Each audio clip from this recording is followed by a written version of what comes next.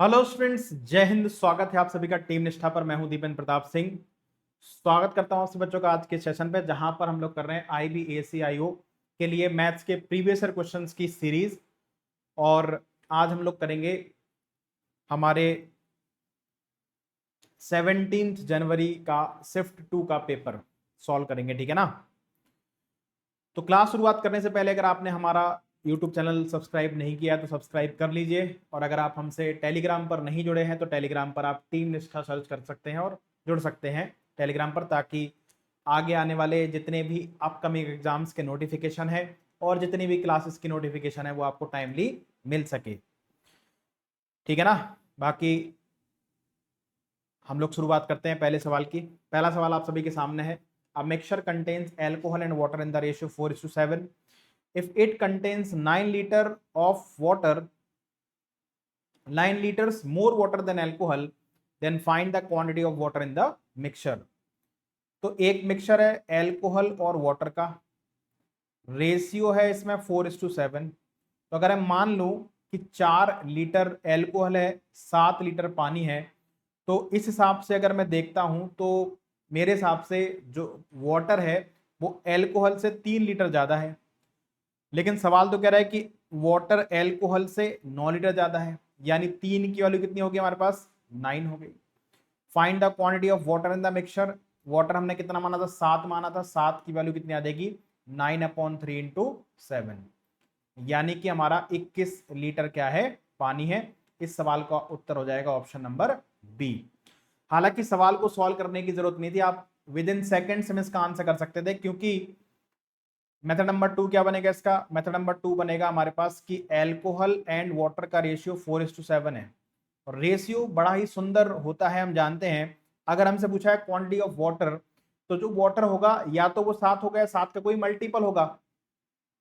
7 से कटने वाला एक ही ऑप्शन था, ये 7 से नहीं कटता, ये 7 से कटता, ये 7 से नहीं कटता, ये 7 से नहीं कटता, यानी कि ऑप्शन नंबर 20 सवाल का हमारा उत्तर हो जाता। हमें सॉल्व करने की जरूरत भी नहीं पड़ती, लेकिन सॉल्व करना भी आना चाहिए। आंसर हमारा आ जाएगा 21 लीटर्स, ठीक है। तो पहला सवाल एकदम आसान था, बिल्कुल टाइम टेकिंग नहीं था। लेकिन दूसरा सवाल थोड़ा सा टाइम टेकिंग है, और शिफ्ट 1 में भी हमने देखा था इस तरीके का सवाल, है ना, काफी लेंदी था। P% of Bobby's income is equal to Q% of Ron's income if Bobby's income was Y less than what it is and Ron's income was Z more than what it is, the ratio of the incomes of Bobby and Ron would have been M/N. The actual combined income of the duo is ₹X। तो हमें सब कुछ algebraic form में दे रखा है कि जो बॉबी की इनकम का P% रॉन की इनकम के Q% के बराबर है। अगर बॉबी की इनकम Y कम होती, जो अभी है उसकी इनकम उससे, और जो रॉन की इनकम अभी जो है उससे अगर Z ज्यादा होती, तो बॉबी और रॉन के इनकम का रेशियो M/N होता। दोनों की कंबाइन जो टोटल इनकम है वो X है। ये आपको दे रखा है, ठीक है ना। कह रहे हैं कि which one of the following is correct in respect of the question and the statement given below. अब ये 3 स्टेटमेंट दे रखे हैं, इनसे पता करना है कि कौन सा स्टेटमेंट आपका सही है, ठीक है ना। यानी कि पहले स्टेटमेंट नंबर 1 में, स्टेटमेंट नंबर 2 में, दोनों में आपको वैल्यू दे रखी है, ठीक है। अब वो वैल्यू सेटिस्फाई करती हैं कि नहीं करती हैं, ये आपको पता करना है। तो हम पहले देखते हैं स्टेटमेंट नंबर 1, ठीक है, या फिर अगले पेज पर ले जाते हैं इसको। स्टेटमेंट नंबर 1 देखते हैं कि स्टेटमेंट नंबर 1 हमारा फीजिबल है या नहीं है, ठीक है ना। कह रहा था values of PQ, Y, Z, M, N, X are respectively 40, 56, 3200, 2000, 6, 5, 67,200, ठीक है ना। तो यहां पर PQ, Y, Z, M, N और X, यही है। PQ, Y, Z, M, N, X की वैल्यू 40, 56, ये 40 है, ये 56 है, ये 3200 है, ठीक है, ये 2000 है, इसके बाद हमारे पास ये 6 है, ये 5 है, और ये 67,200 है, ठीक है ना। अभी हमने कुछ नहीं किया, केवल डेटा को नेक्स्ट पेज पर लेकर के गए हैं। अब सवाल कर रहा था P% of Bobby's income is equal to Q% of Ron's income. तो बॉबी की इनकम का P% यानी 40% ये बराबर है रॉन की Q% इनकम के Q यानी कि 56%। परसेंट से परसेंटेज गया, 8 पंचे 40, 8 सत्ते 56, यानी कि 5 times income of Bobby is equal to 7 times of income of Ron. तो बॉबी और रॉन की इनकम का रेशियो 7/5 हो गया। ठीक है ना, बॉबी और रॉन की इनकम का रेशियो 7/5 हो गया। ठीक है ना, इतनी बात क्लियर है। कह रहा है कि if Bobby's income was Y less than what it is and Ron's income was Z more than what it is, है ना। तो हम मान लेते हैं कि भाई बॉबी और रॉन के इनकम का रेशियो 7:5 था। इसको मान लेते हैं 7x, इसको मान लेते हैं 5x। तो बॉबी की इनकम 7x है। कह रहे हैं कि अगर बॉबी की इनकम y रुपए कम होती है ना, y यानी कि कितना 3200, और रॉन की इनकम जेड ज्यादा होती, जेड यानी कि 2000 रुपए ज्यादा होती, तो इनके इनकम का रेशियो m/n होता, यानी कि 6/5 होता।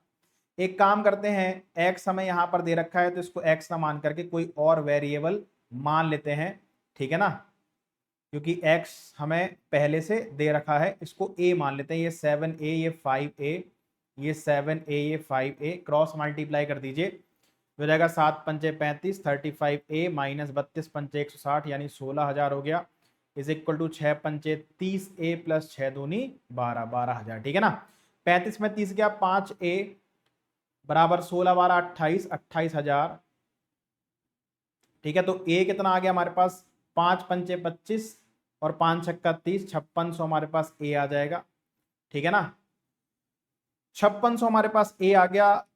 हमसे पूछ रहा था x is the combine income, x यानी कि बॉबी प्लस रॉन की इनकम। ठीक है ना, तो बॉबी और रॉन की इनकम टोटल कितनी है, 7a प्लस 5a 12a, और a की वैल्यू कितनी आई हमारे पास 5600 आई है। तो हम फटाफट से चेक कर लेते हैं, 0 0 12 छंग 72, कैरी 7, 12 पंचे 60 और 7 67, है ना। तो यहां से हमारा टोटल जो दोनों की इनकम का सम है वो 67,200 है, और हमारा भी कितना आ रहा है 67,200 आ रहा है। यानी कि जो स्टेटमेंट नंबर 1 है उसमें जो वैल्यू दे रखी है वो सारी वैल्यू क्या है हमारे पास, सही है। ठीक है ना, अब हम स्टेटमेंट नंबर 2 को भी चेक करना पड़ेगा, हमें स्टेटमेंट नंबर 2 को भी चेक करना पड़ेगा, क्योंकि ऑप्शंस ऐसे हैं कि neither of the two statement is feasible. ये गलत हो गया क्योंकि पहला स्टेटमेंट हमारा फीजिबल है। Only statement 2 is feasible, only 1 statement feasible, both statement are feasible. अब ये हमें चेक करना पड़ेगा तीनों ऑप्शंस को। ठीक है ना, अब स्टेटमेंट नंबर 2 जो था उसमें हमारे पास इन्हीं सब की value P Q Y Z M N X की वैल्यू हमारे पास 20, 32, 1200, 5500, 43 एंड 83,200 है ना। यानी कि यही सारी value P Q Y Z M N X, इन सब की जो वैल्यू है ये हमारे पास 20, 32, यानी अब ये 20 हो गया, ये 30 हो गया। ठीक है ना, 32 हो गया, 20, 32, 1200, ये 1200 हो गया इस बार। इसके बाद हमारे पास z कितना हो गया 5500, ये 5500 हो गया। और m और n कितने हो गए 4 एंड 3, ये 4 हो गया, ये 3 हो गया। और इसके बाद हमारे पास ये हो गया 83,200, है ना, 83,200। ठीक है ना, तो सॉल्व करते हैं कि जो बॉबी की इनकम का 20% इज इक्वल टू रॉन की इनकम का 32%। परसेंट से परसेंटेज गया, 4 से काटो, 4 पंचे 20, 4 अट्ठे 32, तो 5 times Bobby's income is equal to 8 times Ron's income. तो बॉबी अपॉन रॉन की इनकम का रेशियो 8:5 आ गया, यानी कि ये 8x किसकी इनकम हो गई, ऐसे लिख लेते हैं, इनके इनकम का रेशियो हम लोग इस तरीके से लिख लेते हैं। ठीक है ना, बॉबी और रॉन के इनकम का जो रेशियो है वो हमारे पास कितना आ गया, वो आ गया सर 8:5। हमने मान लिया 8a एंड 5a। ठीक है, अब हमें क्या दे रखा है, हमें दे रखा है कि अगर बॉबी की इनकम कितनी कम होती, 1200 रुपए कम होती, और रॉन की इनकम कितनी ज्यादा होती, 5500 ज्यादा होती, तो जो रेशियो होता वो m/n होता, यानी कि 4:3 होता। हो गया 24A minus 3600 is equal to 20A plus 220, है ना, यानी कि 22,000। 24 में से 20 गया, 4A बराबर कितना आ जाएगा, 25,600। ये उधर जुड़ जाएगा, 22,000 में 22 और 3 25, 25,600। तो ए कितना आ गया, ए आ गया 4 6 24, 4 चौको 16, 6400 आ गया हमारा ए। दोनों की जो कंबाइन इनकम है कितनी होगी, 13A होगी ना, 13A एक्स यानी कि दोनों की कंबाइन इनकम, तो 13 इंटू ए यानी कि 6400 कितना आ जाएगा हमारे पास, 00 13 चौको 52, 13 78 और 5 83, यानी 83,200 हमारे पास क्या बनेगा, एक्स की वैल्यू बन जाएगी। और यही हमारे पास यहां पर भी दिया था, यानी पहला स्टेटमेंट भी फीजिबल है और दूसरा स्टेटमेंट भी फीजिबल है। तो इस सवाल का आंसर आएगा option number 4, both statements are feasible. ठीक है ना, सवाल आसान था लेकिन थोड़ा सा क्या था, कैलकुलेटिव था। ठीक है, तो पहला सवाल बहुत आसान था, दूसरे में थोड़ा सा टाइम लग गया। अब आते हैं क्वेश्चन नंबर 3 पर। A shopkeeper buy 3 varieties of pulses at ₹132, ₹160 and ₹192 per kg respectively and mix them in the ratio 9:2:1. The mark price per kg of the blended pulse is fixed at ₹238. The shopkeeper gives a discount equal to 1/n of the mark price and still earn a profit of 40%. What is the value of n? तो एक दुकानदार ने 3 प्रकार की दाल खरीदी। पहली थी 132 रुपए पर केजी, दूसरी 160, तीसरी है 192। तीनों को मिला दिया 9:2:1 में, ठीक है, और उनको एक बॉक्स में या एक पैकेट में बंद कर दिया, और जो मार्क प्राइस रख दिया उनका वो 238 रख दिया, है ना, पर केजी। ठीक, और शॉपकीपर 1/n का क्या देता है, डिस्काउंट देता है, इसके बाद भी उसको 40% का प्रॉफिट होता है। तो what is the value of n, n की वैल्यू क्या होगी, ठीक है ना। अब देखिए यहां पर हम सभी जानते हैं कि जो प्रॉफिट होता है वो सीपी पर होता है और जो डिस्काउंट होता है वो एमआरपी पर होता है, ठीक है ना। और सीपी अगर पता है, प्रॉफिट परसेंटेज पता है, तो सेलिंग प्राइस आ जाएगा। डिस्काउंट अगर पता है और मार्क प्राइस पता है तो भी सेलिंग प्राइस आ जाएगा, है ना। तो हम सीपी निकालने की कोशिश करते हैं कि जो मिक्सचर है उसका सीपी क्या होगा। देखो पहली जो दाल थी वो 132 रुपए पर केजी थी, दूसरी 160 थी, तीसरी 192 थी, ठीक है। और जो क्वांटिटी का रेशियो है वो 9:2:1 है। क्वांटिटी का रेशियो 9:2:1 है। तो मुझे पहला तरीका तो आता है कि एवरेज क्या होगा, यानी सीपी निकाल रहा हूं मैं मिक्सचर का। कैसे निकालूंगा, 9 into 132 weighted average, 2 into 160 plus 1 into 192 upon कितनी है, 9 2 11 और 1 12। तो ये हमारे पास क्या आएगा, एवरेज जो मिक्सचर है उसका सीपी आ जाएगा हमारे पास, ठीक है ना।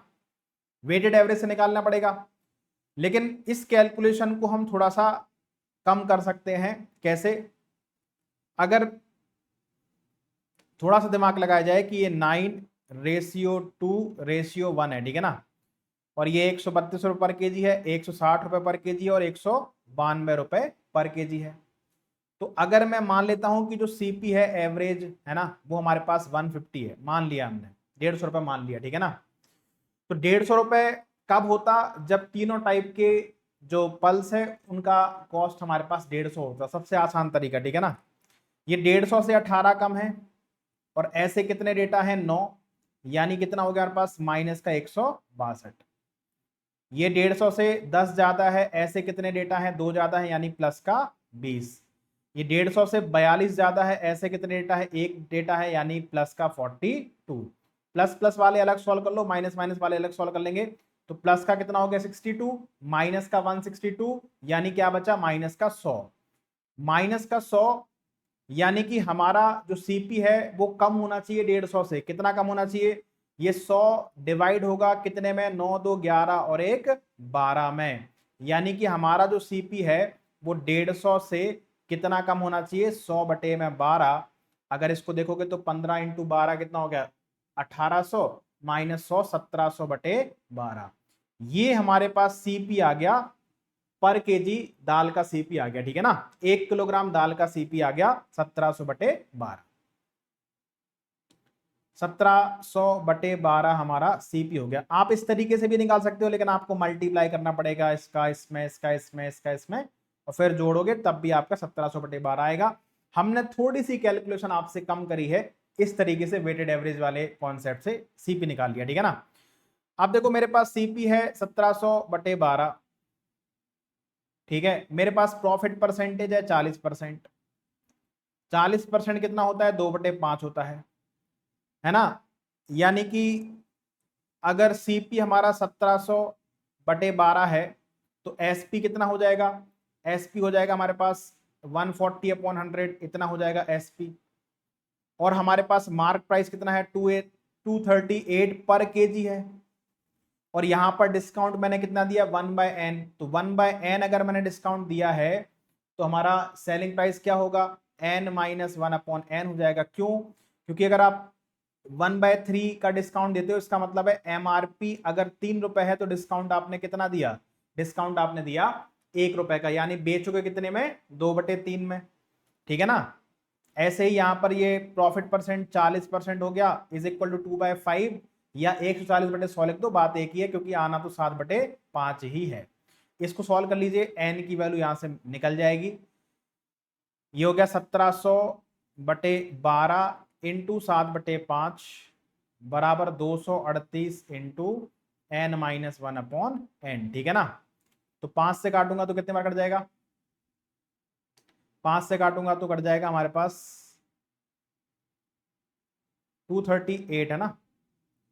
17 एकम 17, हाँ 17 से काट दो, ये 100 बार कटेगा। और 17 एकम 17, 17 चौक 68, ये 14 बार कट जाएगा। 7 दूनी 14, 2 से कट जाएगा 50 बार। और अब ये 5 से काट दो आप 10 बार, फिर ये 2 से काट दो 5 बार, 2 से काट दो 6 बार। यानी कि हमारे पास यहां पर देखो आप ध्यान से, हमारे पास 5/6 इज इक्वल टू n-1/n आ गया। तो आप अगर कंपेयर करोगे तो n बराबर कितना आ जाएगा, हमारे पास 6 आ जाएगा। तो सवाल एकदम आसान था, ऑप्शन नंबर 2 इस सवाल का उत्तर है। क्रॉस मल्टीप्लाई करने की जरूरत नहीं है, सीधा आप कंपेयर कराओगे तो नीचे 6 है ऊपर 5 है, तो n की वैल्यू 6 है, तो 6 - 1 5 होता है, ठीक है ना। तो अगर आप इस तरीके से वेटेड एवरेज निकालना चाहते हो निकाल लीजिए, अदरवाइज ये वाला तरीका हमारा कैलकुलेशन थोड़ी सी कम करा देता है। इसके आगे तो सिंपल कॉन्सेप्ट था कि दोनों जगह से एसपी को क्या कर दीजिए, बराबर कर दीजिए, दोनों जगह से एसपी क्या कर दीजिए, इक्वल कर दीजिए, ठीक है ना। आंसर आ गया हमारे पास 6। Next question number 4, find the least number that should be added to 56720 so that the sum is exactly divisible by 9। इसमें हम लीस्ट नंबर क्या जोड़ें ताकि ये 9 से डिविजिबल हो जाए। तो 9 का डिविजिबिलिटी रूल क्या कहता है कि सम ऑफ डिजिट क्या होना चाहिए, 9 से डिविजिबल। 7 और 2 9, हटा दो, 6 5 11 1 12, सम ऑफ डिजिट कितना आ गया, 12 आ गया। 12 में क्या जोड़ें ताकि ये हमारे पास 9 से डिविजिबल हो जाए, तो 12 में 6 जोड़ दो 18, 18 हमारा 9 से डिविजिबल, यानी लीस्ट नंबर हमारा क्या बन जाएगा, 6 बन जाएगा। एकदम आसान सवाल। Question number 5, in how many years will a sum of money be 12 times itself at 44% per annum simple interest. तो देख रहे हो आप कि जिस सवाल में टाइम लगा उसके आगे के 2 सवाल आराम से आपका एवरेज बना देंगे, ठीक है ना। कितने समय में कोई धनराशि 44% पर एनम सिंपल इंटरेस्ट से 12 गुना हो जाएगी। 12 गुना होने का मतलब क्या है कि अगर प्रिंसिपल 1 रुपए है तो अमाउंट कितना हो जाएगा, 12। तो अमाउंट 12 हवा में तो हो नहीं जाएगा, कब होगा, जब इसमें ऐसा ही मिलेगा आपको कितना, 11 रुपए, ठीक है ना। तो ऐसा ही बराबर पी, यानी अगर आप फॉर्मूला भी रख देंगे तब भी आंसर आ जाएगा। ऐसा ही बराबर पी इंटू आर, आर कितना है 44, इंटू टी, टी हमसे पूछ रहा है अपॉन 100। तो 11 चौक 44, 4 से कट जाएगा 25 बार, यानी कितना समय लगेगा हमें, 25 ईयर्स। ये हमारे पास क्या बन जाएगा, सवाल का उत्तर बन जाएगा ऑप्शन नंबर 2। हमने फॉर्मूला अप्लाई कर दिया तब भी हमारा आंसर इसमें आ गया, कुछ भी और दिमाग लगाने की जरूरत नहीं लगी। SI बराबर P into R into T upon 100, मैंने इस वाले फॉर्मूले में वैल्यू पुट करके आंसर निकाल लिया, ठीक है ना। 25 ईयर से सवाल का उत्तर हो गया। Question number 6, by selling an article for ₹5600 one gains 1600, what is the gain percentage. तो आपने किसी आर्टिकल को बेचा 5600 रुपए में और आपको गेन यानी कि प्रॉफिट हुआ 1600 का, तो सीपी कितना हो जाएगा, सीपी हो जाएगा 5600 में बेचा, 1600 का प्रॉफिट, यानी सीपी हो गया 4000 रुपए। 5600 माइनस 1600, ठीक है ना। तो प्रॉफिट परसेंटेज कितना हो जाएगा, प्रॉफिट परसेंटेज क्या होता है, प्रॉफिट अपॉन सीपी, और परसेंटेज निकालने के लिए क्या करूंगा मैं, 100 का मल्टीप्लाई। तो ये 40% हमारा क्या बन गया, प्रॉफिट बन गया। मजा आ रहा है कि नहीं आ रहा है। चैनल को सब्सक्राइब करते रहना अगर नए हो चैनल पे तो, ठीक है ना।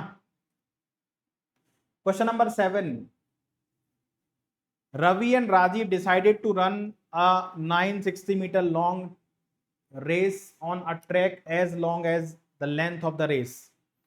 Which of the statements below are sufficient to conclude that Rajiv caught up with Ravi with 3/8 of the track length still to be covered? बढ़िया सवाल है, रेस का सवाल है, टाइम स्पीड डिस्टेंस। तो राजीव और रवि ने 960 मीटर रेस दौड़ने का डिसाइड किया, ठीक है ना, और जो ट्रैक है उसकी लेंथ भी 960 मीटर ही है। इनमें से कौन सा स्टेटमेंट ये कंक्लूजन आपको देगा कि राजीव रवि से तब मिलेगा जब 3/8 टोटल ट्रैक का डिस्टेंस अभी बाकी होगा। यानी कहने का मतलब है कि अगर टोटल 960 मीटर की रेस है और दो लोग इसमें पार्टिसिपेट कर रहे हैं, एक तो रवि है और एक राजीव है, ठीक है ना, दोनों ऑब्वियस सी बात है सेम डायरेक्शन में दौड़ेंगे। तो 960 का 3/8 कितना हो गया हमारे पास, 12 8 96, 12 36, यानी 360 मीटर। यानी कि जब 360 मीटर रह जाएगा ट्रैक, यानी फिनिश लाइन से 360 मीटर पहले राजीव किसको कॉट कर लेगा, यानी राजीव और रवि दोनों एक दूसरे को मिल जाएंगे, ठीक है ना। ये आपको बताना है। तो अगर 360 मीटर पहले मिलना है, यानी कि दोनों डिस्टेंस कितनी ट्रेवल करेंगे, 600 मीटर। अब बस यही पता करना है कि दोनों 600 मीटर कितनी देर में तय करेंगे, ठीक है ना। तो पहला स्टेटमेंट कह रहा है कि Ravi is allowed to start 5 second before Rajiv start running. Rajiv के दौड़ने से पहले, दौड़ने से 5 सेकंड पहले रवि दौड़ना शुरू कर देगा, ठीक है। लेकिन इससे ये पता नहीं चल रहा है कि दोनों रेस से 3/8 मीटर पहले मिल जाएंगे, ठीक है ना। दूसरा स्टेटमेंट कह रहा है रवि रैन eight 8 metre per second. Ravi 8 metre per second की स्पीड से दौड़ता है, ठीक है। इससे रवि का टाइम पता चल जाएगा। तीसरा कह रहा है Rajiv ran at speed of 10 metre per second. देखो अगर राजीव 10 मीटर पर सेकेंड की स्पीड से दौड़ा तो 600 मीटर को ट्रेवल करने में कितना टाइम लगेगा, उसको 60 सेकेंड लगेंगे। यानी कि यहां से लेके यहां तक राजीव ने कवर कर लिए 60 सेकंड में, और रवि, अगर हम तीनों स्टेटमेंट को मिलाएं, रवि 5 सेकंड पहले दौड़ना उसको अलाउड है। यानी कि रवि कितने सेकंड चल चुका है, 60 और 5 65।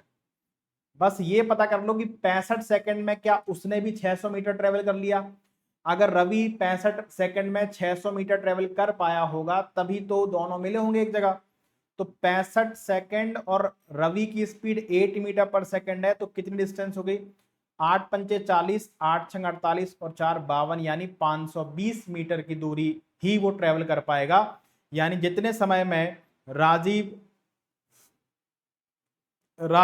600 मीटर ट्रेवल करेगा उतनी देर में रवि कितना ट्रेवल कर पाएगा, 500 मीटर ही, 520 मीटर ही ट्रेवल कर पाएगा। यानी कि हमारे पास जो आंसर होगा वो तीनों स्टेटमेंट अगर मिला भी दिया जाए तब भी आंसर नहीं होगा ना। Rajiv caught up with Ravi with 3/8 of the track length still to be covered, है ना।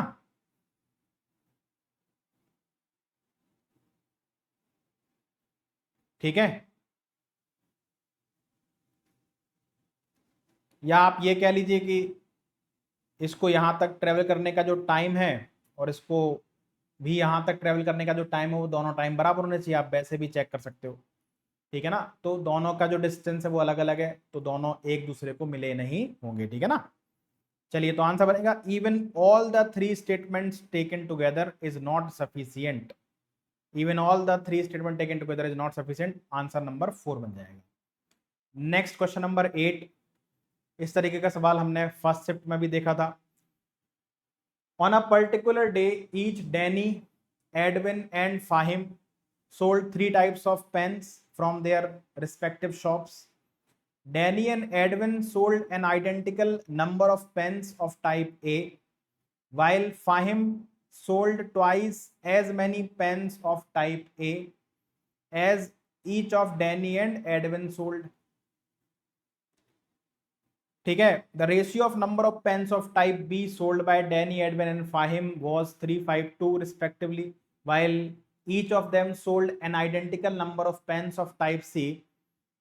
The three sellers sold each of the type of pens at different price per unit। ठीक है ना, ये सब दिया है कि 3 लोग हैं, डैनी, एडविन और फाहिम, 3 टाइप के पेन बेच रहे हैं ए बी सी।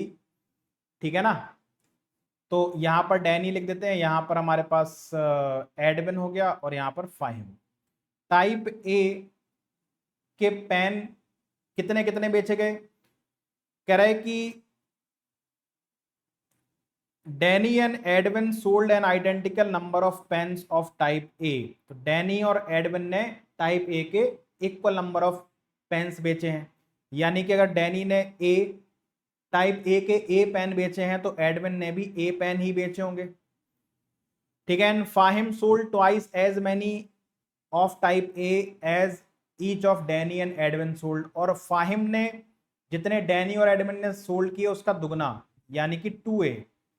ठीक है ना, तो ये टाइप ए पेन के बारे में आपका हो गया। टाइप बी में तो दे ही रखा है कि ये 3B हो जाएगा, ये 5B हो जाएगा और ये 2B हो जाएगा। ठीक है ना, और टाइप सी के जो है वो तीनों के सेम है, यानी कि C/C।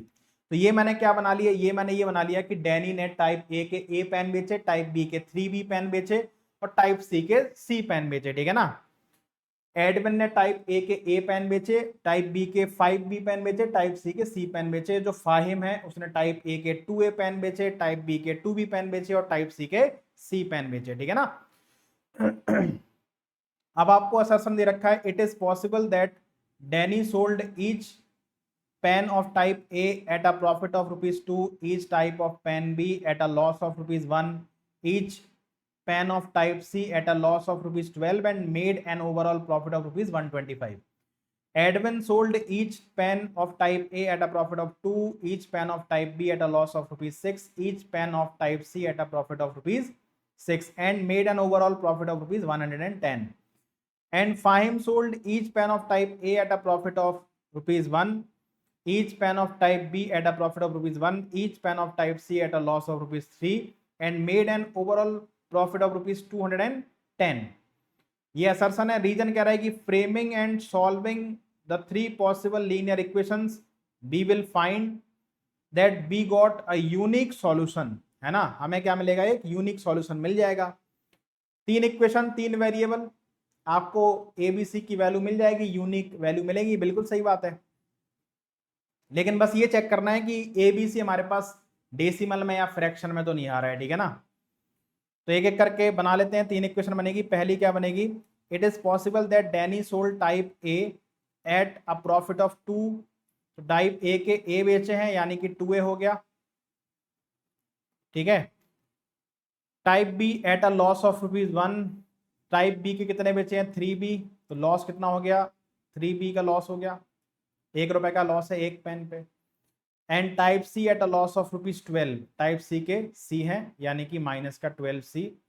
तो कुल मिलाकर के उसको क्या हुआ, 125 रुपए का प्रॉफिट हुआ 125। ये इक्वेशन नंबर 1 हो गई। ठीक है, डैनी के लिए एडविन के लिए पढ़ लेते हैं। Edwin sold each pen of type A at a profit of ₹2। Edwin ने टाइप ए के ए बेचे हैं तो 2A हो जाएगा। Each type of B at a loss of ₹6, तो 5B बेचे हैं, एक पेन पे 6 रुपए, तो 5 पे 30 का लॉस हो गया, माइनस का 30B, है ना। And each pen of type C at a profit of ₹6, तो 6 दूनी 12, प्रॉफिट हो गया 12 का, sorry, and type C at a profit of ₹6, तो एडवन ने सी के तो सी बेचे ना, तो प्लस का 6 हो जाएगा। ठीक है ना, ये प्लस का 6 हो जाएगा हमारा, प्लस का 6C। तो उसको कुल मिलाकर के जो प्रॉफिट हुआ है वो कितना हुआ है, ओवरऑल प्रॉफिट इज ₹110। ये क्वेश्चन नंबर 2। अब आते हैं किस पर, फाहिम पर आते हैं। ठीक है ना, कह रहा है कि Fahim sold pen of type A at a profit of ₹1। तो टाइप ए के कितने पेन बेचे, 2A, और एक पर ₹1 का प्रॉफिट है, तो 2A पर 2A का प्रॉफिट हो जाएगा। Type B at a profit of ₹1, type B के कितने बेचे हैं, 2B, प्रॉफिट है ₹1 का, तो 2B पे 2B रुपए का प्रॉफिट हो गया। And pen of type C at a loss of ₹3, है ना, माइनस का 3C इज इक्वल टू 210। ये हमारा हो गया क्वेश्चन नंबर 3। क्या करेंगे, है ना, कुछ ना कुछ बना करके हम लोग ऐसा करेंगे कि भाई हमारे पास क्या हो जाए।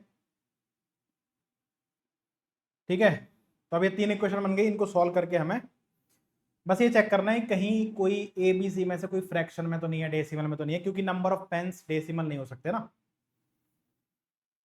तो अगर हम इक्वेशन नंबर 1 और 2 को देखें, 2A - 3B - 12C is equal to 125, 2A - 30B 6C is equal to 110। तो आप इसमें से सब्ट्रैक्ट कर दो तो ये कट जाएगा। 30 और 3 कितना हो गया, 27B माइनस का 18C इज इक्वल टू 15। ठीक है ना, 25 में से 10 गया 15। एक इक्वेशन हमारे पास ये बन जाएगी। दोनों इक्वेशन को देखो, इन दोनों को, दूसरे और तीसरे को, इनको भी देखते हैं। 2A - 30B + 6C बराबर 110, 2A + 2B - 3C is equal to 210, minus minus plus minus, ये कट गया, ये हो गया 32B। ठीक है ना, और इसके बाद प्लस का 9C इज इक्वल टू कितना, 100, माइनस का 100, है ना, माइनस का 100। ठीक है ना, अब इस इक्वेशन में हम 2 का मल्टीप्लाई कर देते हैं और यहां से सॉल्व कर लेते हैं। तो 32 दूनी 64, अच्छा ये माइनस का 32 आएगा। ठीक है ना, माइनस का 30 माइनस का 2 माइनस का 32, तो माइनस का 64B प्लस का 18C माइनस का 200। ठीक है, सब ट्रैक कर दो तो ये माइनस का प्लस हो जाएगा, ये माइनस ये प्लस, ये कट जाएगा। ये 64 और 27 कितना हो गया, 81, है ना, 91, 7 4 11 6 2 8 1 9, 91B 200 और 15 215, तो B हमारे पास कितना आ गया, 215/91। ठीक है, अब ये फ्रैक्शन में आ गया हमारा B, तो यहीं से आगे आपको सॉल्व करने की जरूरत ही नहीं है, क्योंकि नंबर ऑफ पेन्स हमारे फ्रैक्शन में नहीं हो सकते हैं। ठीक है, इसीलिए हमारा जो रीजन है वो तो सही है, लेकिन असर्शन क्या है, गलत हो गया। तो आंसर क्या आ जाएगा हमारे पास, आंसर आ जाएगा assertion is false and reason is true, यानी कि आंसर आएगा option number 3, assertion A is false, reason R is true. ठीक है, मैंने जानबूझ करके बी की वैल्यू निकाली, ठीक है ना। अगला question number 9, the difference between the value of the number increased by 32% and the value of the number decreased bye 28% is 180। तो एक ही नंबर है, मान लीजिए 100, इसको आप 32% बढ़ाते हैं तो ये नंबर 132 हो जाएगा। इसी को अगर मैं 28% कम करता हूं तो ये 72 हो जाएगा। इनका डिफरेंस कितने का है? 60 का है, ठीक है ना। और 60 की वैल्यू कितनी है हमारे पास? 180 है। तो मैंने नंबर 100 माना था, तो 100 की वैल्यू कितनी आ जाएगी हमारी? 180/60 इंटू 100। तो 6×18 300 हमारा क्या है? वो नंबर है। ऑप्शन नंबर 1 इस सवाल का आंसर बन जाएगा। Question number 10, the expense on a boarding house is partly fixed and partly varies with the number of boarders. यानी किसी बोर्डिंग हाउस का जो टोटल एक्सपेंस है उसमें से कुछ पार्ट फिक्स होता है और कुछ पार्ट डिपेंड करता है कितने उस बोर्डिंग हाउस में बोर्डर्स हैं, यानी कि रहने वाले लोग हैं, ठीक है ना। कह रहे what is the profit per head per month when there are 80 boarders. तो अगर 80 बॉर्डर्स हैं, 80 लोग रह रहे हैं उसमें, तो पर हेड पर मंथ प्रॉफिट कितना है, ठीक है ना, ये आपको पता करना है। कह रहा है कि which one of the following is correct in respect of the question and the statement given below. अब क्वेश्चन क्या है? क्वेश्चन ये है कि हमारा पर हेड पर मंथ प्रॉफिट कितना है, ये पता करना है। अब इसके हिसाब से 3 स्टेटमेंट दिए हैं, उनमें से कौन सही है आपको ये बताना है, ठीक है ना। कह रहे each border page $780 a month. इससे पहले स्टेटमेंट से ये पता नहीं चलेगा कि पर हेड प्रॉफिट कितना है, लेकिन ये पता चल जाएगा कि उस बोर्डिंग हाउस का टोटल एक्सपेंस कितना है ना। स्टेटमेंट नंबर 1 अकेला आंसर नहीं दे पाएगा। Statement number 2, the profit is $108 per head per month when there are 50 boarders. तो यहां पर 50 लोग जब रहते हैं तो प्रॉफिट $108 है। यहां से ये पता नहीं चलेगा कि पर हेड कितना प्रॉफिट है ना। The profit is $128 per head per month when there are 60 boarder. जब 60 बॉर्डर्स होते हैं तो जो प्रॉफिट होता है वो $128 पर हेड पर मंथ होता है। तो तीनों स्टेटमेंट अकेले अकेले तो ये नहीं बता पाएंगे कि what is the profit per head per month when there are 80 boarders, ठीक है ना। हम तीनों को मिला करके देखते हैं, तीनों को मिला करके आंसर आ सकता है मेरे हिसाब से, ठीक है ना। तो पहला ऑप्शन गलत हो जाएगा, statement number 2 and 3 are sufficient नहीं। Statement number 1 and any of the other 2 statement taken together are sufficient, ये चेक करना पड़ेगा। All the 3 statement together are sufficient, even all the 3 statement taken together is not sufficient, ठीक है ना। चलो देखते हैं। सबसे पहला जो स्टेटमेंट है वो कह रहा है कि ईच बॉर्डर वो पेज $780 अ मंथ। देखो यहां से टोटल एक्सपेंस पता चल जाएगा मुझे कितना खर्चा होता है उस बोर्डिंग हाउस का, ठीक है ना। क्यों? क्योंकि अगर 80 बॉर्डर्स हैं, 80 बॉर्डर्स हैं और एक से आप $780 ले रहे हो, यानी आप कुल मिलाकर आपको कितना मिल रहा है एक महीने में? ये मिल रहा है 8×8 = 64, कैरी 6 हो गई, 8×7 = 56 और 6 62, यानी कि 62,400 आपके पास हर महीने आ रहा है जब 80 बोर्डर्स आपके बोर्डिंग हाउस में होते हैं तब, ठीक है ना। अब the total profit is $108 per head per month when there are 50 orders. तो जब 50 लोग हैं तो टोटल एक्सपेंस कितना हो जाएगा बताओ? 50 लोग हैं, अगर हर एक आदमी 780 देता होगा तो टोटल एक्सपेंस कितना हो जाएगा? इतना हो जाएगा। यानी अगर उस बोर्डिंग हाउस में 50 लोग होंगे तब कुल खर्चा कितना होगा? इतना, ये हो जाएगा 5 अट्ठे 40, 35 और 4 39, 39,000 रुपये कुल खर्चा होगा। अच्छा, इसमें जो प्रॉफिट है वो 108 पर हेड पर मंथ है, तो 50 लोगों पर प्रॉफिट कितना हो गया भाई? 50 लोगों पर प्रॉफिट हो गया इतना, है ना, 5 अट्ठे 40 और 5 एकम 5, यानी 5400 रुपए का टोटल प्रॉफिट हो गया। इतना आपका खर्चा है 39,000 रुपए का। इसमें से 5400 रुपए आपका प्रॉफिट अगर हटा दिया जाए तो ये पता लग जाएगा कि एक आदमी पर कितना खर्चा है ना, 006 और ये 3, ठीक है ना, 33,600, ये हमारे पास पता चल गया। यानी कि 50 लोग जब होते हैं तो जो खर्चा होता है वो 33,600 होता है। अब इसी तरीके से अगर 60 लोग होते, अगला स्टेटमेंट, अगर 60 लोग होते तो कुल खर्चा कितना होता? 60 इंटू 780। 60 लोग होते तो हर एक आदमी कितना देता? 780 देता ना, तो मिलता कितना मुझे मिलता इतना, ठीक है, 6 8 48 कैरी 4, 6 7 42 4 46, 46,800 रुपए मुझे मिल जाते टोटल। और जब 60 लोग होते तो मेरा जो प्रॉफिट होता वो कितना होता? 60 इंटू 128, यानी कि मुझे प्रॉफिट कितना हो जाता? ये 0 6 8 48 कैरी 4, है ना, 6 दूनी 12, 12 और 4 16, कैरी 1, 7,680 हमारा प्रॉफिट होता, ठीक है ना। यानी कि 0, ये 2, ये 1 और ये कितना हो गया? 39, 39,120 हमारा। जब 60 लोग हैं तब खर्चा हमारा है 39,120। तो जब 50 लोग हैं खर्चा 33,600 है, जब 60 लोग हैं खर्चा 39,120 है।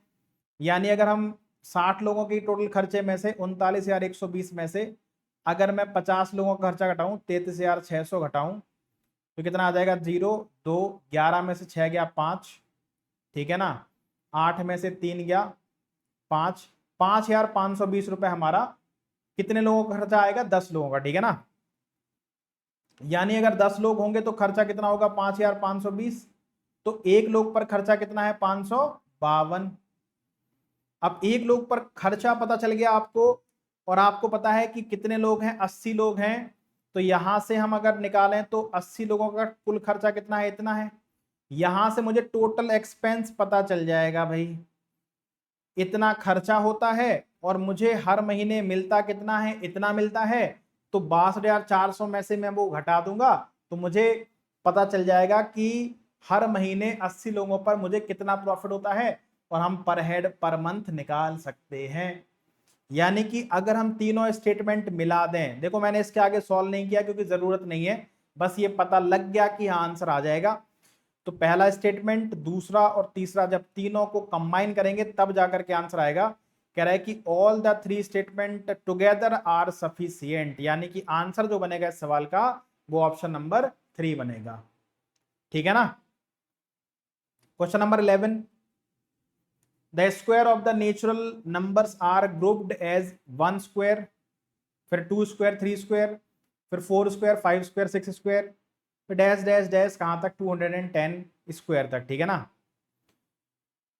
यानी कि पहला ग्रुप 1 नंबर का है, दूसरा ग्रुप 2 नंबर का है, तीसरा ग्रुप 3 नंबर का है, ऐसे करके हमारे पास ये ग्रुप बनाए गए हैं, ठीक है ना।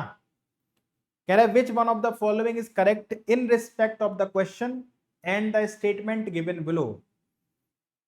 पहला स्टेटमेंट है the sum of the terms in the last group is 804660। दूसरा कह रहा है कि there are 20 groups in all। तीसरा कह रहा है the sum of all the terms till last but one group is 2304415, ठीक है ना। पहला ऑप्शन है statement 1 and 2 are correct but statement 3 is incorrect. दूसरा कह रहा है ऑल 3 स्टेटमेंट्स आर करेक्ट। तीसरा कह रहा है ओनली स्टेटमेंट 2 इज करेक्ट। चौथा कह रहा है statement 2 and 3 both are correct but statement 1 is incorrect. अगर आप बहुत ध्यान से देखोगे तो पहला स्टेटमेंट कह रहा है कि 2 करेक्ट है, सेकंड स्टेटमेंट भी कह रहा है कि 2 करेक्ट है, थर्ड स्टेटमेंट भी कह रहा है कि 2 करेक्ट है, और फोर्थ ऑप्शन भी कह रहा है कि स्टेटमेंट 2 करेक्ट है, यानी स्टेटमेंट नंबर 2 तो करेक्ट है ही, स्टेटमेंट नंबर 2 तो करेक्ट है ही, है ना, स्टेटमेंट नंबर 2 तो हमारा करेक्ट हो ही गया,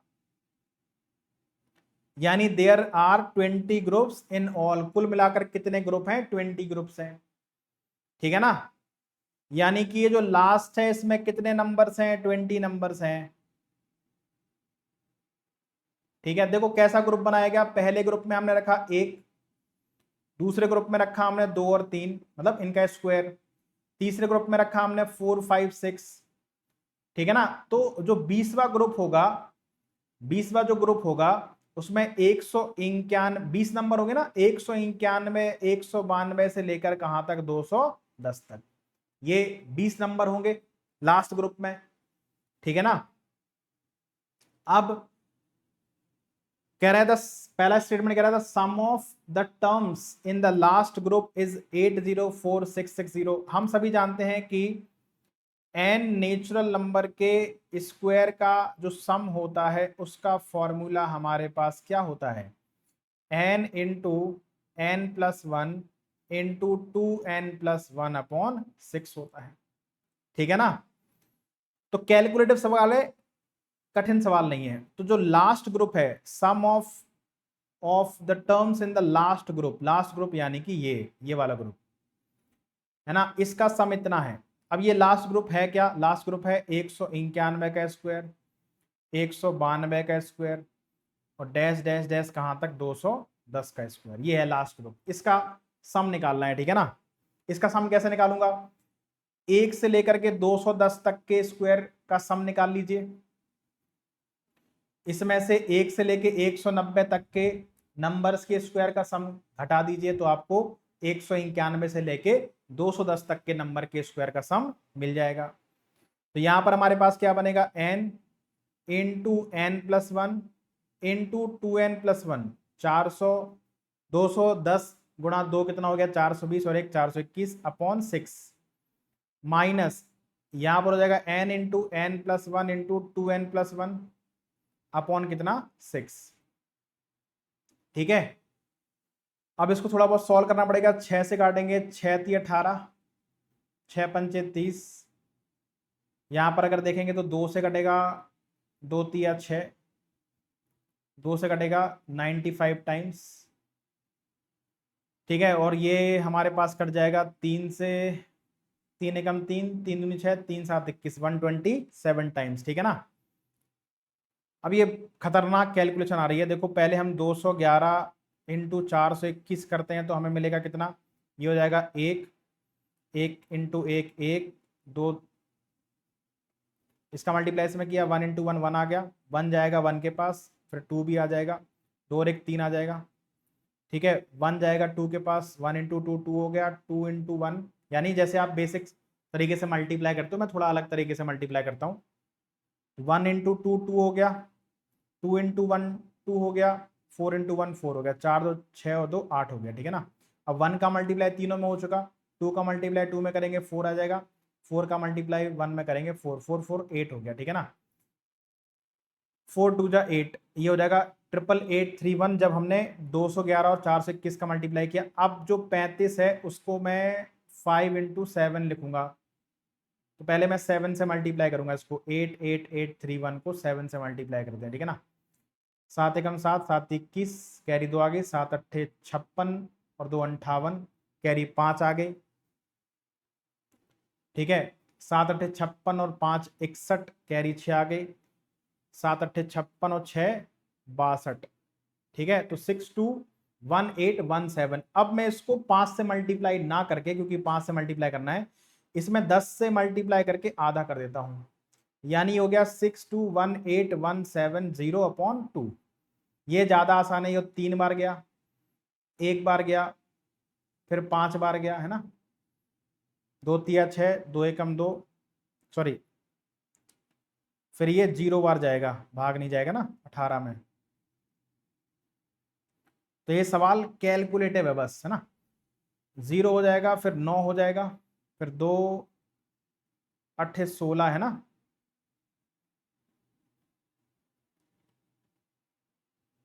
08 2 अट्ठे 16 2 पंचे 10, ठीक है, इतना आएगा 3109085, ठीक है। और फिर इसका निकालना पड़ेगा 191 इंटू 127 करते हैं, तो ये 7 एकम 7 हो गया, 7 इंटू 9 63, 2 इंटू 1 2 हो गया, 63 और 2 65, कैरी 6 आ गया हमारे पास, ठीक है ना। 7 एकम 7, 2 नाम 18 और 1 इंटू 1 1, 18 7 25 और 26, 26 और 6 32, कैरी कितनी आ गई 3, ठीक है ना। अब क्या होगा 2 एकम 2 और 1 इंटू 9 9, 9 और 2 11, 11 और 3 कितना 14, ठीक है ना, कैरी 1 आ गया हमारे पास। इसके बाद 1 इंटू 1 1 हो गया, 1 और 1 2 हो गया, तो 24257, ठीक है ना। अब जो 95 है उसको 19 इंटू 5 लिखूंगा मैं, इसमें पहले 19 से मल्टीप्लाई करते हैं, 24257 इंटू 19 इंटू 7 133, 13 कैरी होगी, 19 पंचे 95 और 13 108, 10 कैरी हो गई, ठीक है। 19 दूनी 38 और 10 48, कैरी 4 हो गई, 19 चौक 76 और 4 80, कैरी 8 हो गई, ठीक है। 19 दूनी 38 और 8 46, तो 460883। अब मैं क्या करूंगा, इसमें 5 का मल्टीप्लाई करने से अच्छा है इसमें 10 का मल्टीप्लाई कर दो और 2 से भाग कर दो, यानी आधा कर दो, तो हो जाएगा 2 3, ठीक है, 04415, इतना आया हमारे पास, ठीक है ना। तो 3109085 में से अगर हम 2304415 घटाएं तो 0 आ जाएगा, ये 7 आ जाएगा। तो आप देखोगे कि ये लास्ट के जो 2 डिजिट हैं इसके 6 0 है और हमारे 7 0 है, यानी पहला स्टेटमेंट क्या है, गलत है, ठीक है। तो पहला ऑप्शन गलत हो जाएगा। Statement number 1 and 2 both are correct, 1 गलत है। All the 3 statement are correct, ये भी गलत हो जाएगा क्योंकि स्टेटमेंट नंबर 1 गलत है, ठीक है। Only statement 2 is correct. अब ये चेक करना पड़ेगा, statement 2 and 3 are correct but statement 1 is incorrect, ठीक है ना। स्टेटमेंट नंबर 3 कह रहा है the sum of all the terms till last but one group is इतना 2304415, लास्ट ग्रुप को छोड़ करके बाकी सबका सम 2 30 44 15 है। तो भैया यही तो है लास्ट ग्रुप को छोड़ करके बाकी सब। लास्ट ग्रुप क्या है, 191 से लेके 210 तक है, यानी इसका सम कितना आ रहा है 2304415 ही तो आ रहा है, 2304415 आ रहा है, यानी तीसरा स्टेटमेंट एकदम सही है, ठीक है ना। तो आंसर क्या बनेगा कि स्टेटमेंट नंबर 2 एंड 3 हमारे पास 2 एंड 3 सही है, स्टेटमेंट नंबर 1 गलत है। तो हमें कैलकुलेशन करनी पड़ी लेकिन केवल स्टेटमेंट नंबर 1 के लिए, 3 के लिए कुछ भी नहीं करना पड़ा, ठीक है। तो statement number 2 and 3 both are correct but statement number 1 is incorrect, ठीक है ना।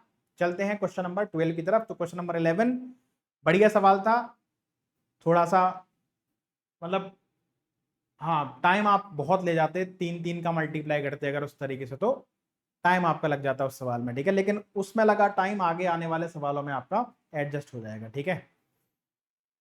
अगला सवाल question number 12, the ratio of the number of students in the morning shift and afternoon shift of a school was 13:9।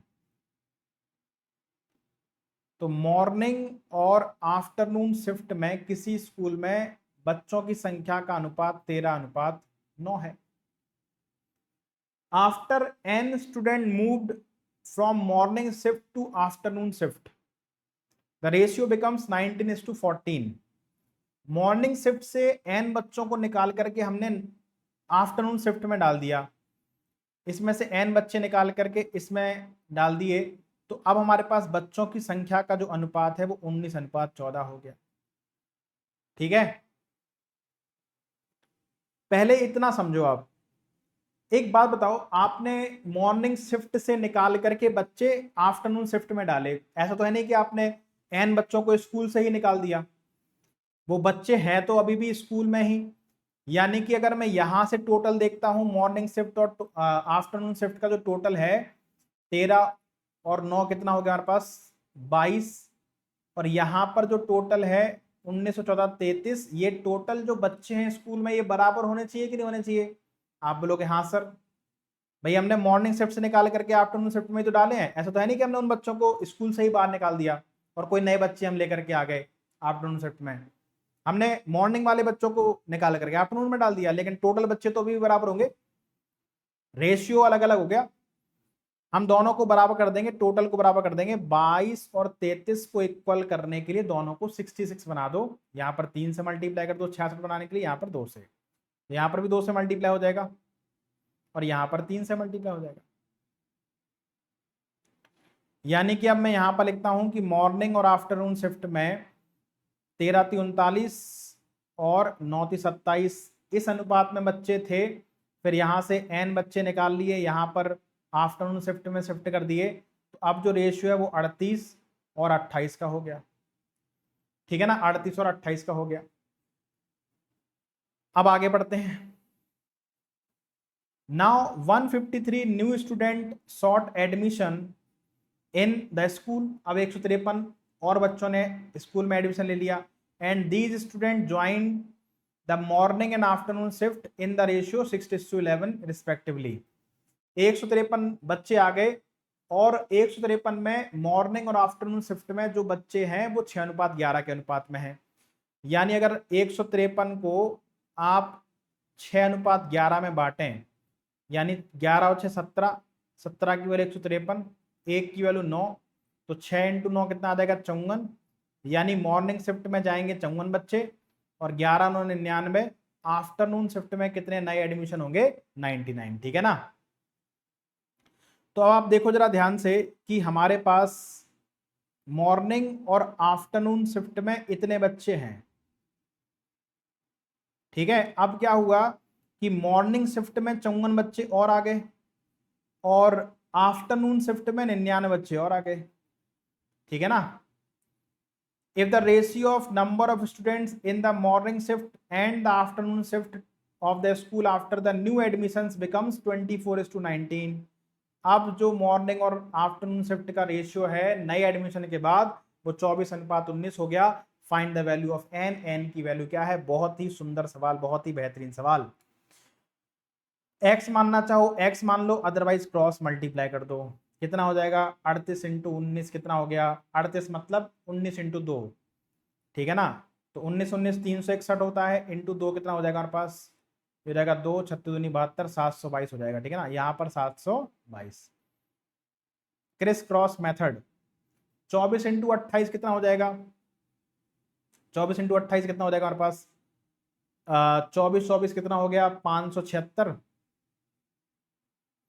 और 24 को 96। ठीक है ना, 28 को 24 + 4 लिख दिया, 6 और 6 12, 9 और 7 16 और 1 17, 672। ठीक है ना, 672। इनका डिफरेंस कितने का है? इनका डिफरेंस है हमारे पास कितने का? 0 0, 12 में से 7 गया 5, 50 का डिफरेंस है इनका। ठीक है ना। इसका मल्टीप्लाई इसमें करो 24 × 99, इसका मल्टीप्लाई इसमें करो 19 × 54। इनका डिफरेंस कितना आएगा? दोनों में से हम 9 कॉमन ले लेते हैं, 19 × 6 114, 9 कॉमन लिया 11, 24 × 11 कितना हो जाएगा? अच्छा, इनका डिफरेंस लेना, डिफरेंस यानी बड़े में से छोटा। ठीक है, ऑब्वियसली बात है ये बड़ा है। 24 × 11, 24 × 11 कितना हो जाएगा 264। ठीक है, और 9 छक्के 54, 19 × 6 114। तो ये 50 की वैल्यू कितनी आ गई हमारे पास? ये आ गई 9 × कितना? ये 0। ठीक है, और 26 में से 11 गया कितना बचा? 6 में से 1 गया 5, 150। तो 50 की वैल्यू कितनी है हमारे पास? 9 × 150। तो 1 की वैल्यू कितनी आ जाएगी हमारे पास? 9 × 150/50, यानी 1 की वैल्यू कितनी आ गई? 27 आ गई। ठीक है ना। हमसे n की वैल्यू पूछ रहा है। एक बात बताओ, यहां पर अगर हम लोग देखें कि मॉर्निंग शिफ्ट में पहले 39 बच्चे थे, अब 38 हो गए, यानी 1 कम हो गया। आफ्टरनून शिफ्ट में 27 से 28 हो गए, यानी 1 बढ़ गया। यानी जो एक कम हुआ है और एक बड़ा है वो n की ही तो वैल्यू है। तो एक यूनिट की वैल्यू कितनी आ रही है 27 और यही n की वैल्यू है, यानी आंसर हमारा कितना आएगा इस सवाल का 27 आएगा। ऑप्शन नंबर 4 इस सवाल का उत्तर बन गया। बहुत ही बेहतरीन सवाल है रेशियो का ये वाला, ठीक है ना। Question number 13। अब जो क्वेश्चन नंबर 2 सवालों में पीछे टाइम लगा वो सारा टाइम आपका क्वेश्चन नंबर 13 में कवर हो जाएगा।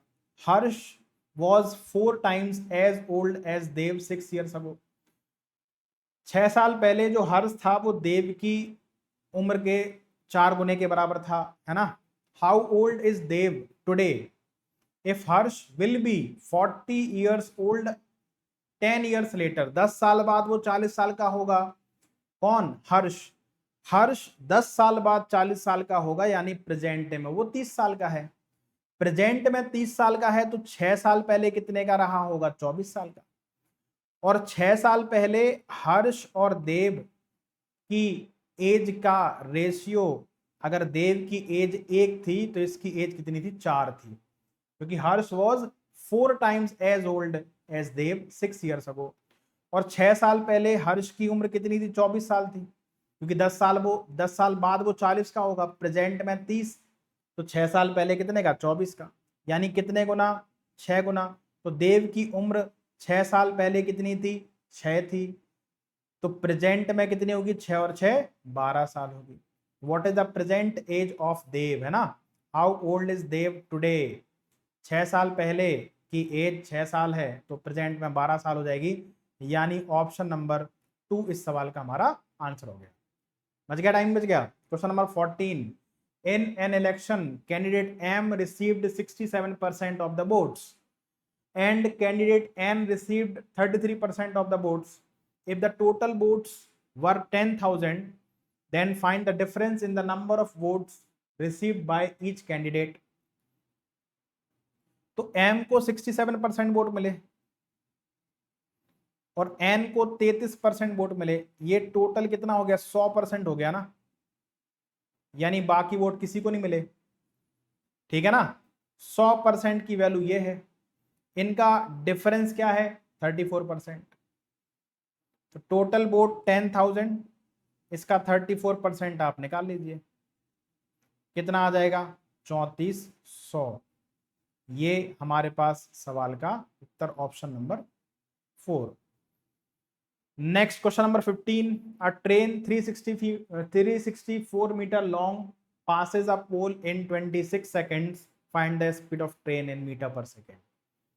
बहुत ही आसान सवाल। जब भी कोई ट्रेन किसी पर्सन, पोल, पेड़ या पोस्ट को पार करती है तो खुद की लेंथ के बराबर डिस्टेंस ट्रेवल करती है। तो यहां पर जो स्पीड होगी, speed is equal to distance upon time होता है, और जो डिस्टेंस होगी वो ट्रेन की लंबाई 364 बटे में टाइम कितना? 26 सेकेंड, ठीक है ना। तो ये काट देते हैं 13 से, 13 दूनी 26, 13 दूनी 26, 13 अट्ठे 4, 2 से कट जाएगा 14 बार, तो आंसर आएगा 14 मीटर पर सेकेंड। ये होगी हमारी ट्रेन की स्पीड। सिंपल सा कॉन्सेप्ट है। आंसर हमारा हो गया option number 1। Question number 16। If the interest is compounded yearly, find the compound interest on a sum of rupees 30,000 at the rate of 4% per annum for 3 years। तो अगर rate of interest हमारे पास R% होती है ना, या A% होती है, तो 3 साल का CI क्या होता है? 3A.3A² A³ होता है, जहां पर A³ से हम लोग 2 डिजिट लेते हैं, 3A² से भी 2 डिजिट लेते हैं, और डेसिमल के पहले हम कितने भी डिजिट ले लेते हैं। अब यहां पर रेट ऑफ इंटरेस्ट कितनी है? 4 है, और स्टार्ट कहां से करना है? राइट से लेफ्ट स्टार्ट करना है। तो A 4 है, 4 का क्यूब 64, 64 में 2 डिजिट है, ठीक है ना। फिर 3A², A की वैल्यू 4, 4 का स्क्वायर 16, 16 थी 48, 48 में भी 2 डिजिट है। इसके बाद 3A यानी कि 4 थी 12, तो इतने परसेंट हमारा क्या हो जाएगा? CI हो जाएगा 12.4864%, ठीक है। अब प्रिंसिपल कितना है? 30,000 है, 30,000 पर इतने परसेंट CI मिलेगा आपको 3 साल में। तो हमसे कंपाउंड इंटरेस्ट ही पूछ रहा है। 12.4864 परसेंटेज हटाऊंगा नीचे 100 आ जाएगा। ये डेसिमल हटाऊंगा यहाँ पर 4 जीरो, 1 2 3 4, 4 से 4 कट जाएंगे, इसका मल्टीप्लाई कर देते हैं और 100 से भाग कर लेते हैं, ठीक है ना। 3 चौक 12, यूनिट डिजिट हमारा 2 आएगा, एक ही ऑप्शन है जहां पर यूनिट हमारे पास क्या है 2, ठीक है। अच्छी बात ये होती है कि ऑप्शन में यूनिट डिजिट सेम नहीं करता है, अदरवाइज में पूरा मल्टीप्लाई करना पड़ता। Question number 17, a salt and water mixture of which 7.5% is salt, cost ₹22.5 पर लीटर। तो हमारे पास एक नमक और पानी का मिक्सचर है जिसमें 7.5% नमक है और इसका जो कॉस्ट है वो 22 रुपए पर लीटर है।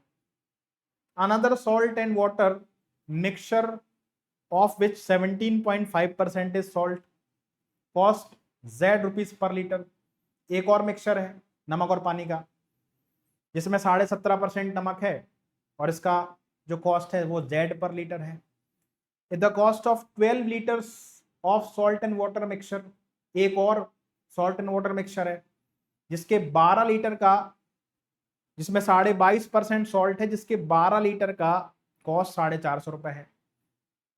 Find the value of Z, Z की वैल्यू आपको बतानी है कितनी है। बहुत ही बेहतरीन सवाल, ठीक है ना। एलिगेशन लगा करके रेशियो निकाल लेते हैं। एलिगेशन में हम सबसे छोटी वैल्यू यहां पर लिखते हैं 7.5% नमक, तीनों में नमक है ना, देखो यहां पर भी नमक है, यहां पर भी नमक है और यहां पर भी नमक है। 7.5% यहां पर लिखा, 22.5% यहां पर लिखा और 17.5% इनके बीच में है तो इसको यहां पर लिख देंगे, ठीक है। तो तीनों की क्वांटिटी का रेशो आ जाएगा कि भाई पहली दूसरी और तीसरी किस रेशो में मिलाई गई।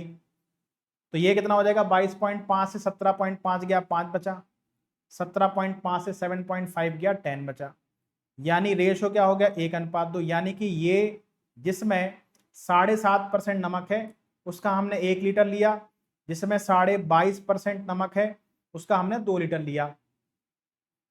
इस रेशो में ये क्वांटिटी को मिलाया गया और मिलाने के बाद हमें ये मिक्सचर मिलेगा जिसमें 17.5% क्या होगा, नमक होगा, ठीक है ना। यानी इनका एवरेज बन गया ये वाला, ये इनका एवरेज हो गया पहले और दूसरे का, पहले और तीसरे का एवरेज ये हो गया।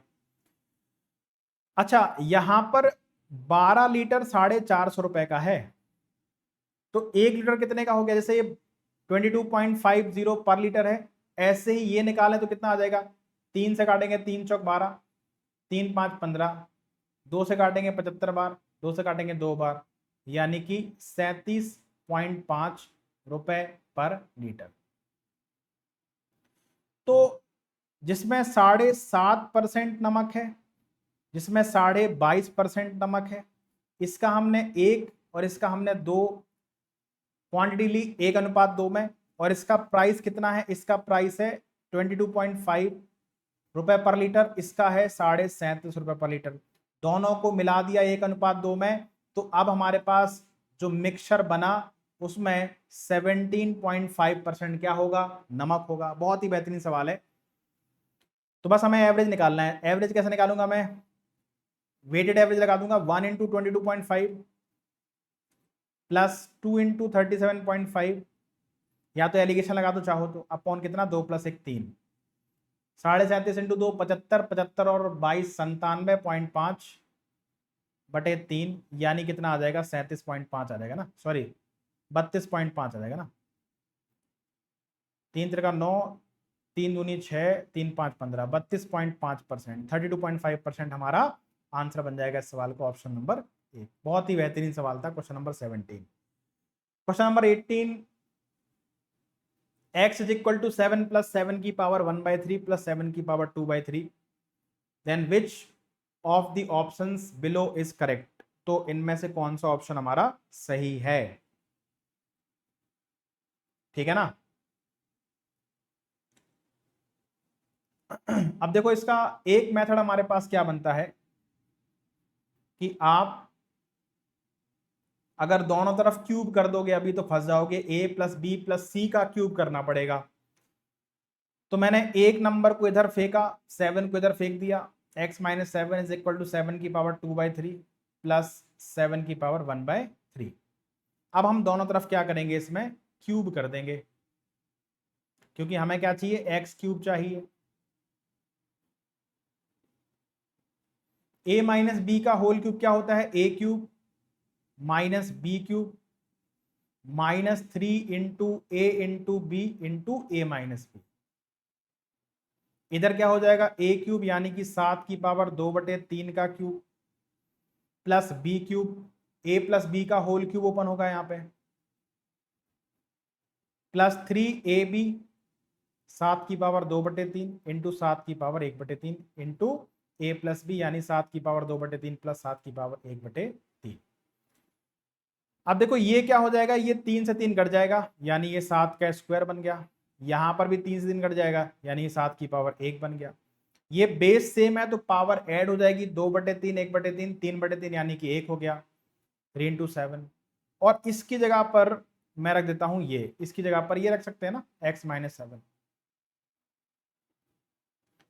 इधर क्या हो गया, इधर हो गया X cube minus 343 minus 7×3 X square और minus minus plus 49 into 3 147 X. ठीक है, अब एक्स एक्स वाले सारे टर्म एक तरफ कर लो, ये 7×3 हो जाएगा, तो x cube minus 21 x square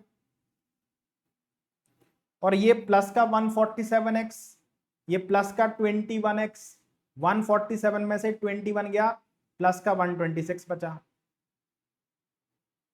ठीक है, माइनस का 343, 7 का स्क्वायर 49, माइनस का हो जाएगा -7 और ये 7×3 इंटू 7 कितना हो गया हमारे पास 147, ये प्लस का हो जाएगा। ठीक है, इज इक्वल टू 0, ये सबको जोड़ने पर कितना आ रहा है 252 आ रहा है, यानी हमारा आंसर बन जाएगा x cube minus 21x square plus 126x minus 252 is equal to कितना हमारे पास 0। ये हमारा क्या बनेगा, इस सवाल का उत्तर बनेगा। ठीक है ना, यानी ऑप्शन नंबर 3 इस सवाल का हमारा आंसर बन जाएगा, x cube minus 21x square plus 126x minus 252 is equal to 0। इसका एक तरीका और है जल्दी सॉल्व करने का, मेथड नंबर 2, जहां तक x होगा वहां तक की वैल्यू मैं निकाल सकता हूं। कैसे, सबसे पहले एक्स क्यूब है, ये बेस है, बेस क्या है 7, 7 की पावर 1, 7 की पावर 2/3, 7 की पावर 1/3। तो हम क्या करते हैं, एक्स क्यूब यानी 7 का क्यूब, अगर यहां कहीं पर भी सारे साइन सेम है, सारे साइन सेम है तो ये माइनस का ही रहेगा। ठीक है ना, माइनस क्या हो जाएगा हमारे पास 3 इंटू 7 का स्क्वायर, ये अपने मन से लिखना है। ठीक है, फिर इसके बाद 7 की पावर 2/3 का 7 की पावर 2/3 का 7 स्क्वायर प्लस ये प्लस है तो ये प्लस लगा दिया, 2/3 का 2 लिया केवल, ये प्लस है तो ये प्लस लगा दिया, 7 की पावर 1/3 का हमने 7 की पावर 1 लिया। इसको सॉल्व कर लीजिए, 343 माइनस 147 है ना, प्लस 49 प्लस 7, इसको भी अगर आप सॉल्व करेंगे तो भी आपका आंसर सेम बनेगा, 252 बनेगा। यानी जहां तक x लिखा है वहां तक की वैल्यू कितनी बन गई हमारे पास 252 बन गई। ठीक है ना, नहीं तो हम लोग क्या कर सकते हैं, नहीं तो हम लोग बेसिक से भी इस सवाल को सॉल्व कर सकते हैं। ठीक है ना, आई बात समझ में। और कौन सा ऑप्शन सही होगा, ऑप्शन नंबर 3 सही होगा। ठीक है, चलिए अगला सवाल, question number 19, the average of 5 numbers is 87.8, the average of first two is 81.5 and the average of last two is 93.5, find the third number। तो एकदम आसान है, कुछ मतलब बहुत टफ तो है नहीं है। 5 नंबर का एवरेज 87.8 है, इनमें से पहले दो का एवरेज है 81.5, लास्ट दो का एवरेज है 93.5। तो अगर हम 5 नंबर के सम में से 4 नंबर का सम घटा दें तो एक ही नंबर तो मिलेगा, कौन सा, third. What is the third number, answer आ जाएगा। तो पहला मेथड हमारे पास तो यही है कि 5 संख्याओं का एवरेज 87.8 है, तो सम कितना हो जाएगा, 8 पंचे 40, 4, 5 सत्ते 35 और 4 39, 3 40 और 3 43, यानी ये हो गया 439। पहले दो का एवरेज 81.5 है, तो 2 पंचे 10, ठीक है ना, 2 एकम 2 और 1 3, 2 अट्ठे 16, ये हो जाएगा 163। इसके बाद ये हो जाएगा 2 पंचे 10, 2 तिया 6 और 1 7, 2 नाम 18, 197, ठीक है ना। तो अगर हम इन 2 और 2 4 का सम करें तो कितना मिलेगा मुझे, 7 3 10 मिल जाएगा, 9 6 15 और 1 16 मिल जाएगा, ये 3 360। तो 439 में से अगर 360 घटा दिया जाए तो आंसर आ जाएगा हमारे पास 89, ठीक है ना।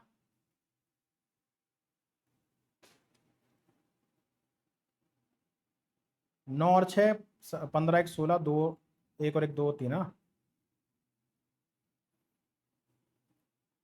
36 40 4 कहीं पर गड़बड़ होगी ना, क्योंकि ये 79 आ रहा है, एक बार चेक कर लो फिर से।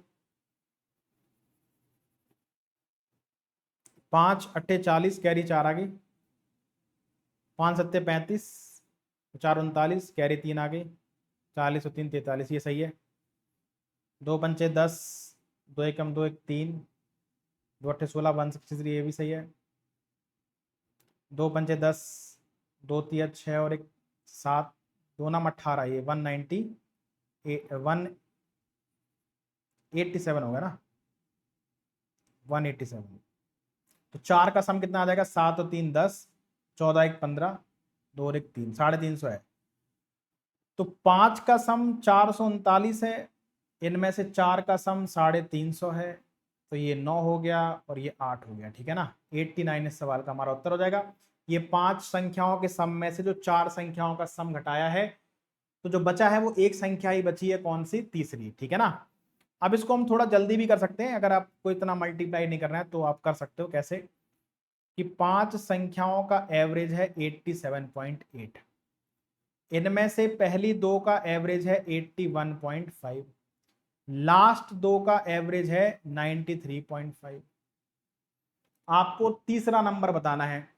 देखो, अगर सबसे आसान तरीका क्या होता, अगर पांचों के 5 नंबर 87.8 होते तो हमारा तीसरा नंबर भी 87.8 होता, लेकिन ऐसा है नहीं। पहले दो नंबर का एवरेज 81.5 है, जो कि इससे कम है, कितना कम है, ये हो गया 3, 8 में से 5 गया, 3 बचा, और ये 6, 6.3 कम है। ऐसे कितने डेटा है, 2, यानी कि माइनस का 12.6 की कमी है। इसके बाद इसको इससे कंपेयर करो, जो लास्ट के दो हैं उनका एवरेज ज्यादा है, कितना ज्यादा है भाई, 15 में से 8 गया 7, ठीक है, 92 में से 87 गया 5, 5.7 ज्यादा है।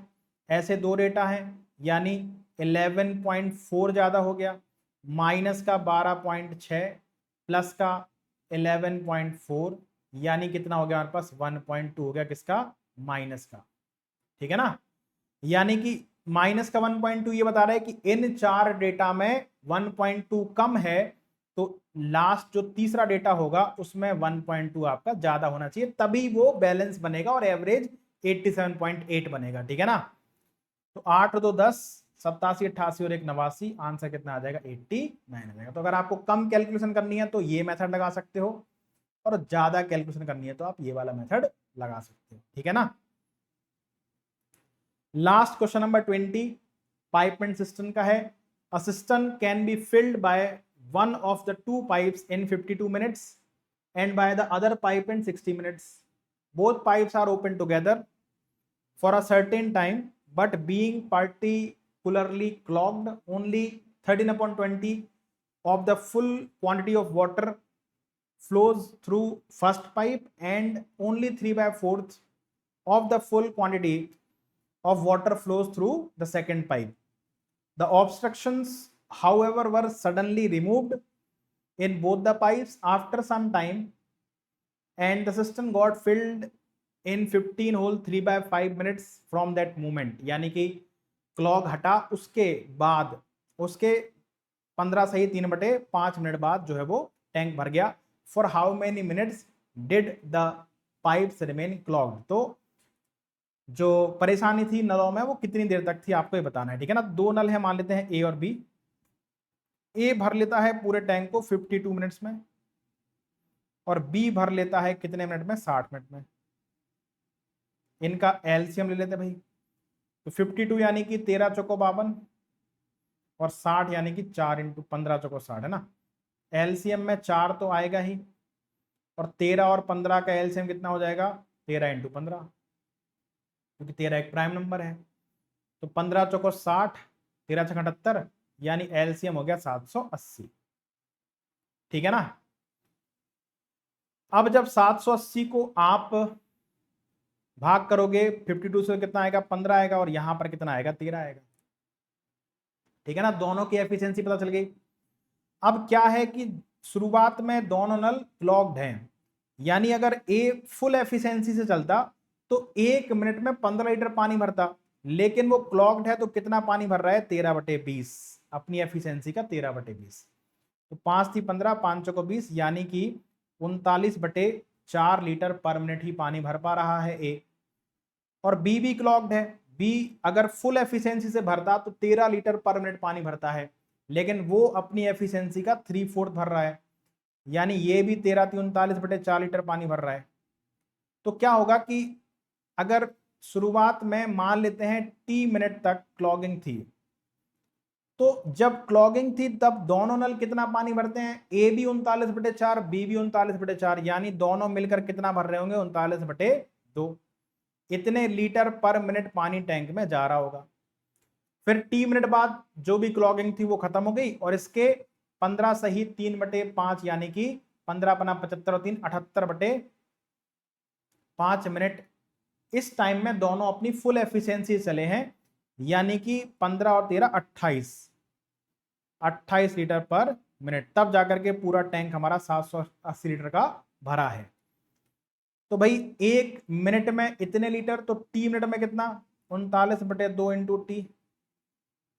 1 मिनट में 28, तो इतने में कितना, 78/5 इंटू 28, ठीक है। तो पहले टी मिनट में इतना भरा, अगले साढ़े ये जो 15 सही 3/5 बने इसमें इतना भरा, कुल मिलाकर के टैंक हमारा 780 लीटर भर गया, ठीक है। अब हम क्या करेंगे, अब इसमें कैलकुलेशन कर लेंगे। 39 से कम 39, 39 दूनी 78, 39 दूनी 78, तो ये आ गया T/2। ये कितना आ गया, 28 दूनी 56/5 बराबर 20। यहां पर एलसीएम 10 हो गया, ये 5T, ठीक है ना। और 5 दूनी 10, 56, या फिर इसको ऐसे कर लेते हैं, इसको ऐसे ही कर लेते हैं, क्यों एलसीएम लेना फालतू में। 56/5 का मतलब कितना हो गया, 56/5 का मतलब हो गया 11.2। अब 20 में से 11.2 जाएगा तो 8.8 बचेगा। 20 में से 11 गया 9, 9 में से 0.2 8.8। टी कितना आ जाएगा हमारे पास, 17.8 है ना, 17.6 है ना। और इसको हम लोग लिख सकते हैं 17 प्लस 6/10 यानी कि 3/5। आंसर आएगा 17 सही 3/, ठीक है ना। यानी कि क्लॉगिंग कितनी देर तक थी, 17 सही 3/5 मिनट तक क्लॉगिंग थी। इसके बाद सही हो गया, फिर अगले 15 सही 3/5 मिनट में टैंक जो है पूरा भर गया, ठीक है ना। तो ये थे आपके 20 क्वेश्चंस के सॉल्यूशन। उम्मीद है आपको क्लास पसंद आई होगी। इसमें से कुछ सवाल ऐसे थे जो टाइम टेकिंग थे और कुछ सवाल थे जो टाइम आपका बचाने वाले थे। अब हम पे डिपेंड करता है हम किन सवालों में टाइम वेस्ट करते हैं और किन सवालों में इन्वेस्ट करते हैं, ठीक है ना। ये जितनी ज्यादा आप मैथ्स के अंदर प्रैक्टिस करोगे उतनी आपको ये आइडिया लग जाएगा कि इस सवाल को बाद में करना है, इस सवाल को तुरंत करना है, ठीक है ना। इस सवाल में टाइम लगेगा, हो जाएगा, इस सवाल को आपको छोड़ना है। ये बहुत अच्छे से आपको चीजें पता होनी चाहिए, ठीक है। हर एक चैप्टर का हर एक कॉन्सेप्ट आपको पता होना चाहिए ताकि सवाल कैसा भी आ जाए हमसे सॉल्व हो जाए, और बेसिक आपका बहुत स्ट्रांग होना चाहिए, ठीक है ना। तो ये थे आपके शिफ्ट 2 के 20 क्वेश्चंस के सॉल्यूशंस। उम्मीद है आपको क्लास पसंद आई होगी। आप अगर नए हो चैनल पे तो सब्सक्राइब कर लो, हमारा टेलीग्राम ग्रुप टीम निष्ठा ज्वाइन कर लीजिए, ठीक है ना। थैंक यू फॉर वॉचिंग, मिलते हैं नेक्स्ट सेशन में। जय हिंद।